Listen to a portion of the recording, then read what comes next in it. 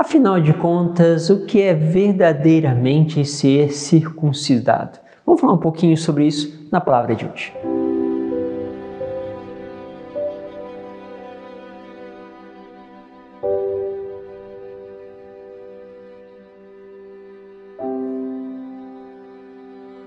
Em nome do Pai, do Filho e do Espírito Santo.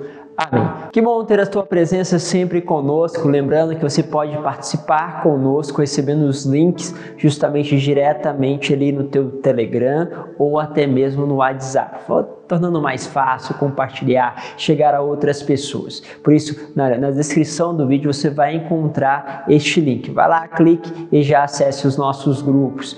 Outro ponto é que eu queria convidar você que está chegando a primeira vez a se inscrever no canal e também a ter acesso a todos os conteúdos que estão aí disponíveis. Tem muitos e muitos vídeos que você pode sempre crescer aí no âmbito da espiritualidade, além de você estar aqui, quem está no canal da comunidade, ou se você está no meu canal, vai lá também conhecer o canal da comunidade Aliança de Misericórdia e você vai contar ali quantas graças, quantas vezes podemos partilhar com vocês aquilo que Deus tem feito através dessa grande obra. Por isso, colocamos diante do Senhor cada um de vocês e vamos juntos aí para a meditação da palavra. A meditação que vamos trabalhar hoje é a carta de São Paulo aos Filipenses, capítulo 3, versículo 3 ao 8.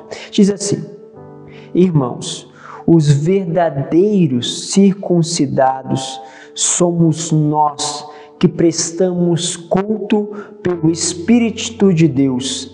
Isso aqui é interessante. Por que São Paulo está dizendo isso?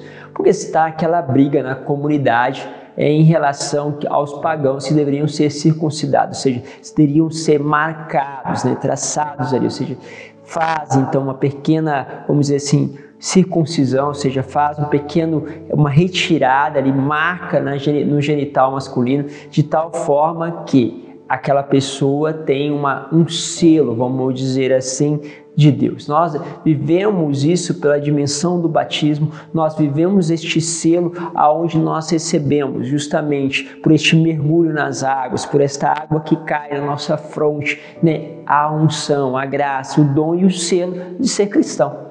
Então, vivemos uma outra dinâmica. São Paulo está justamente trabalhando isso, dizendo, olha, os verdadeiros circuncidados somos nós que prestamos culto pelo Espírito Santo. Colocamos a nossa glória em Cristo Jesus e não pomos a confiança na carne. O que ele está dizendo? É como se dissesse para nós, vamos trazer para a nossa vida, que os verdadeiros batizados, os verdadeiros circuncidados são aqueles que prestam culto a Deus, que buscam Ele através do Espírito, que se deixam mover. Você percebe na sua vida este mover de Deus? Você tem percebido como o Espírito tem agido na sua vida? Você escuta este Espírito a fim de que esse Espírito possa lhe conduzir todos os dias? Porque há muitos batizados que não percebem mais este movimento de Deus, este mover do Espírito. E eu não digo só para aqueles que são carismáticos, que através da oração em línguas, através justamente de uma visualização, não. É lógico que todos esses são caminhos, de Deus, são graças, são dons recebidos. Mas eu falo da tua percepção de que, por exemplo, Deus está te comunicando agora, aquela percepção de que Deus está falando através de uma pessoa, que Deus está te falando através de um noticiário, que Deus está te comunicando as coisas e você tem esta atenção neste movimento da providência, neste movimento que Deus vai fazendo em torno de você.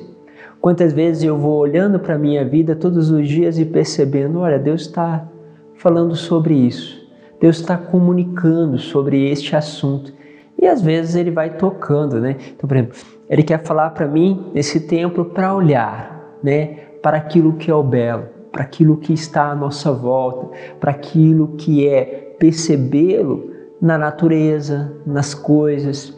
E aí eu entrei num aplicativo, eu via uma formação, essa formação falava sobre isso. Entrei num outro site, esse site falava sobre isso. Quando eu meditei a palavra falava sobre essa dimensão.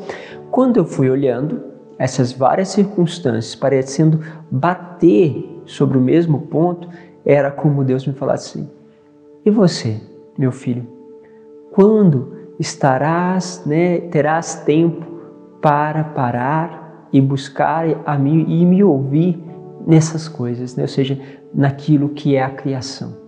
Entende? Então você vai percebendo um chamado de Deus, aquilo vem, então você honestamente vai pensar, eu quero ou não quero responder esse chamado. Todos os dias Deus vai te colocando coisas diferentes, vai confirmando ou vai te fazendo ver outras coisas que você não viu. Então você começa a observar este movimento de Deus na sua volta.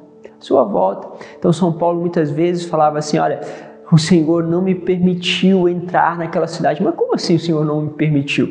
Provavelmente alguém deve ter barrado ele. Só que ele não viu alguém ter barrado ele não entrar naquela cidade. Ele viu o Senhor que o barrou, porque ele entendia que aquilo era uma providência do Espírito. Quando ele viu Macedônia no seu sonho, ele entendeu que Deus estava lhe pedindo para ir para a Macedônia. Entende? Ele começou a ligar as coisas. Lógico que tudo isso cabe discernimento, orientação espiritual, né? E lógico, prudência, né? Maturidade. Mas isso vai se conseguindo quando você primeiro começa a prestar atenção em tudo isso. Então vai se colocando a glória de Deus. Não é mais tanto o que eu desejo, porque o que eu desejo é o que Deus quer. Então eu percebo que Deus está querendo me mostrar as coisas através da criação, eu passo a desejar também aquilo que Deus deseja para mim. E é muito interessante porque as pessoas pensam o seguinte, nossa, Deus vai pedir coisas que eu não quero, que eu não desejo. Olha, quando é vontade de Deus e você tem um desejo profundo de fazer unidade, você vai perceber um movimento muito interessante dentro do seu coração. Deus vai lhe dar a capacidade de amar o que Ele ama. Deus lhe dará a capacidade para que você ame a vontade dEle.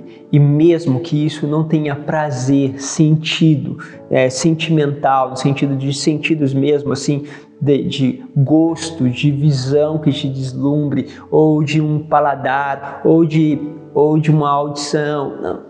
Embora tudo possa não te atrair nesse sentido, pode o Senhor fazer o quê? Te atrai pela vontade. Ou seja, você passa a amar aquela vontade e nela você descansa. Ou seja, no Senhor eu passo a obter repouso. Este caminho é muito comum para aqueles que buscam a vontade de Deus. Para aqueles que se rebelam, não está sempre como muitas vezes parece em oposição à vontade de Deus. E aquela, vamos dizer assim, a gente chama de ponto justamente de resistência dentro do coração, onde que você puxa de um lado e parece que Deus está te pedindo de outro. Mas ame a vontade de Deus, peça a Deus a graça de poder amar a sua vontade e você vai perceber que essas coisas vão todas entrar em comunhão. Aliás, também eu poderia pôr a minha confiança na carne, vai dizer São Paulo. Pois se algum outro pensa que pode confiar na carne, eu ainda mais. Fui circuncidado no 8º dia, sou da raça de Israel, da tribo de Benjamim, hebreu, filho de hebreu, em relação à lei, fariseu, pelo zelo, perseguidor da igreja de Deus, quanto à justiça que vem da lei, sempre irrepreensível. O que ele está dizendo? Olha, se eu posso me orgulhar, né, como alguns judeus se orgulham, porque eles são circuncidados e os outros não, muito mais eu poderia me ter orgulhado, sou fariseu e vivia uma regra irrepreensível, vivia de modo profundo aquilo que eu acreditava e não foi à toa que perseguia a igreja de Cristo. E aí ele vai continuar que ele é filho de hebreu, fariseu, perseguidor, e essas coisas eram vantagens para mim. Eu considerei como perca por causa de Cristo. Na verdade, considero tudo como perda diante da vontade suprema que consiste em conhecer Cristo Jesus, meu Senhor. Por causa dele eu perdi tudo. E aí que está. Entende? Porque muitas vezes a vontade de Deus nos confronta, como eu disse. Mas de repente você olha e tem um desejo de conhecer a Deus, de querer mais de Deus, que você vai percebendo uma transformação acontecendo dentro de você. E aí, a pessoa que você é hoje, como você vai perceber que se fosse há 5 anos atrás, há 2 anos atrás, O teu 2 anos atrás condenaria, falava assim, meu Deus, esse cara já está ficando louco, olha o que ele está escolhendo, para que tudo isso? Então você vai percebendo que a mudança chocaria você há alguns anos atrás. Mas isso tudo para ver o quanto Deus fez você amar aquilo que parecia impossível. Como olhando para São Francisco nós vamos perceber, de repente o leproso que não atrai ninguém, gente, o leproso não atrai ninguém, né? Por quê? Porque é uma doença que consome, cheira mal. De repente, uma atração. Você acha que Madre Teresa se atraía por aquele, vamos dizer ali, aquele homem abandonado nas ruas, maltratado, um farrapo na rua? Não, ninguém atrai, nem nós também que fazemos essa dimensão de buscar aquele irmão na rua. Você acha que eu gosto do perfume da rua, dos moradores de rua? Não, de forma nenhuma, mas há algo que atrai. Você acha que eu gosto daqueles que andam todo lá maltrapilho, né? Agora espiritualmente, aqueles que estão envolvidos com seitas, com satanismo, que você vê a face desfigurada? Não, eu amo a vontade de Deus, que me faz amar aquele Filho de Deus, amá-lo de uma forma que não fica na fachada, mas que vai além. Por isso, olha o que Deus está dizendo para você. Por isso, tudo que nós temos, vamos considerando como lixo, quando nós entendemos que é Deus que nós buscamos. Pense um pouco sobre isso. Deus os abençoe, Pai, Filho e Espírito Santo. Amém.